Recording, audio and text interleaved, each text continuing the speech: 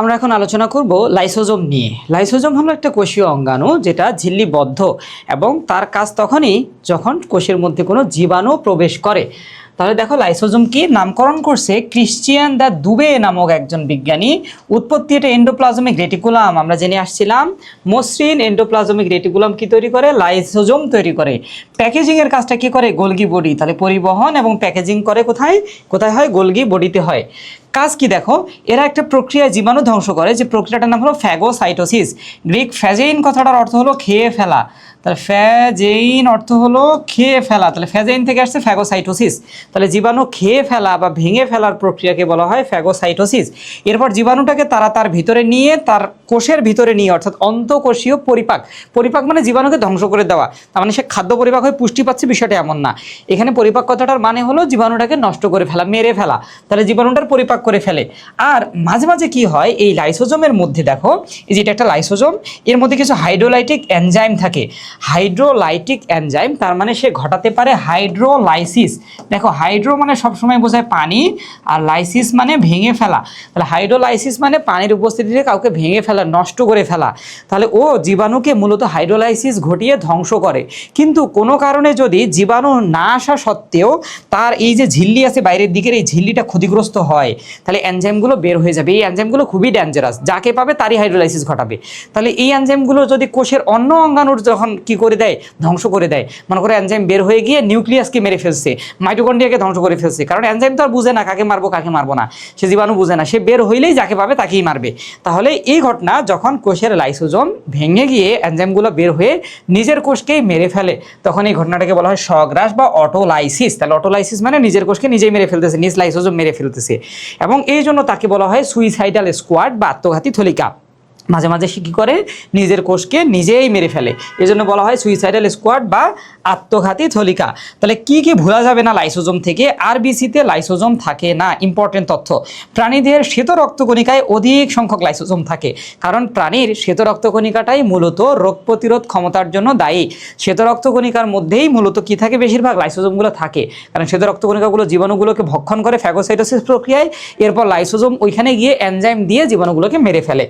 এরপর দেখো এর আরেক নাম হলো অলিওসোম, যেটা উদ্ভিদ কোষে পাওয়া যায়। সম্প্রতি আবিষ্কার হয়েছে যে উদ্ভিদ কোষেও লাইসোজোমের মতো অঙ্গাণু পাওয়া যায়, এদের নাম স্ফ্রোসোম অথবা অলিওসোম দেওয়া হয়েছে। আর লাইসোজোমকে আত্মঘাতী থলিকা বা সুইসাইডাল স্কোয়াড বলা হয়। ওকে, এরপরে দেখো ভৌত গঠনে কি পাই আমরা। ভৌত গঠনে এই ধরনের, অর্থাৎ ভেতরের দিকে কিছু এনজাইম থাকে, এনজাইমগুলোকে বলা হয় হাইড্রোলাইটিক এনজাইম। এই এনজাইমগুলো বাইরের দিকে একটা লিপিড স্তর দিয়ে আবৃত, অর্থাৎ তার একটা পর্দা থাকে, তার মানে এটা হলো একটা ঝিল্লিবদ্ধ অঙ্গাণু।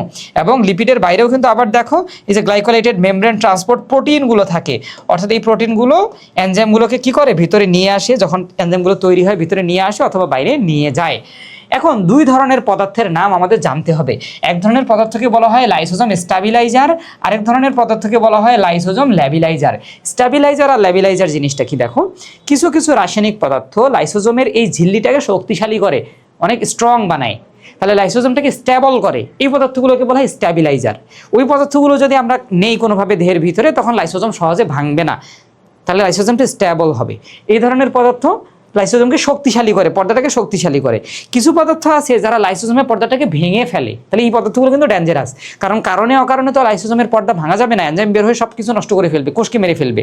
তাহলে যে সকল পদার্থ লাইসোজোমের ঝিল্লিটাকে বিদীর্ণ করে তাদেরকে বলা হয় ল্যাবিলাইজার। তাহলে দুটো জিনিস জানলাম, যারা লাইসোজোমের ঝিল্লিকে শক্তপোক্ত করে স্ট্রং করে তাদেরকে বলা হয় স্ট্যাবিলাইজার, সংক্ষেপে মাথায় রাখবে স্টেবল করে স্ট্যাবিলাইজার।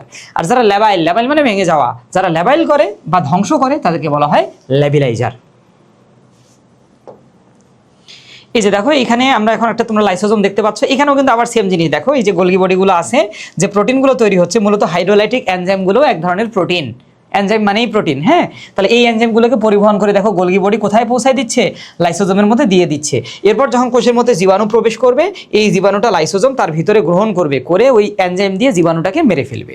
কিন্তু কারণে অকারণে যদি লাইসোজোমের ঝিল্লিটা ফেটে যায়, অর্থাৎ ল্যাবাইল হয়ে যায়, তখন এই এনজাইমগুলো বের হয়ে নিউক্লিয়াস, এন্ডোপ্লাজমিক রেটিকুলাম সবাইকে মেরে ফেলবে। এটাকেই তখন অটোলাইসিস বা আত্মঘাতী থলিকা বলা হচ্ছে, বা সুইসাইডাল স্কোয়াড। লাইসোজোমের বিস্তৃতি কোথায় কোথায় দেখে দেখো, এটাও তোমরা মুখস্থ করো, এটা মুখস্থ করার কিছু না। তাহলে লাইসোজোমের কাজ জীবাণু ধ্বংস ধ্বংস করা।